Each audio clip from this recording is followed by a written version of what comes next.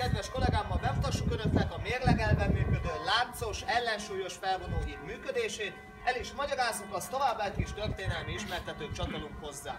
Jelen hídunk 4 fő részből áll a hídelőből, amely a kaput zárja, az alatta található tengelyből, melyen a híd elfordul, a hídfarkból, melyben az ellensúly található, továbbá láncos áttéteken keresztül a felhúzó szerkezetből. A hidat egy billenő retesz tartja fixen, amely a hídfart támasztja alá, és ezen billenő retesz kioldását követően lehet a hidat működtetni.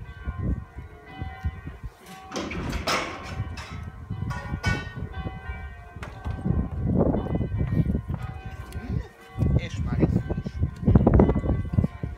Mint mondottam, a híd mérlegelven működik, és ez a mérlegelv segít nekünk abban, hogy ezt a közel 3 tonnás szerkezetet egy ember is fel tudja vonni pár perc alatt.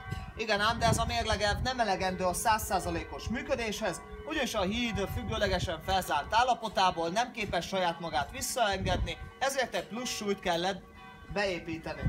Ez az úgynevezett időzített ellensúly rendkívül egyszerűen működik. A híd, amikor megy felfele, szépen lassan egy sodrony kötelet kezd el megfeszíteni, ezt láthatják közvetlenül ott a tengely mellett, és ennek a sodrony kötélnek a túlvégébe, a híd mögött a verem aljába egy plusz 250 kg súly fekszik.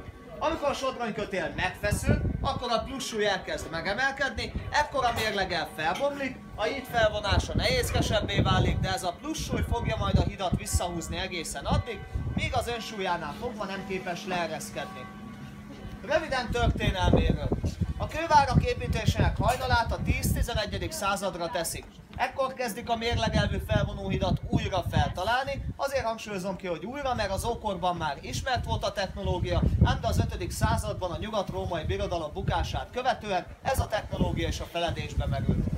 Majd Magyarországon a 13. században kezd szélesebb körben elterjedni, a Sümegi várba kialakításra pedig még később a 15. századba kerül sor, amikor Vetési Albert püspök, aki Mátyás király korábbi kancellárja volt, hozzálát a vár továbbépítéséhez, fejlesztéséhez, ekkor kerül kialakításra a kaputorony, a dupla verem és a mérlegelvű felvonóhíd. A híd előtt található verem az úgynevezett farkasverem, vagy más néven sáncárok, amely a híd és a kapu védelmét szolgálja. Ez egy rendszerint 4-5 méter mély árok volt, melynek aljára kiegyezett és megégetett kemény fakarrókat telepítette. És bár a kemény fák jól bírják az időjárás viszontagságait, megégetésével viszont a szó és a korhadás ártalmait lehet kiküszöbölni, ezzel növelve meg a karok élettartamát, akár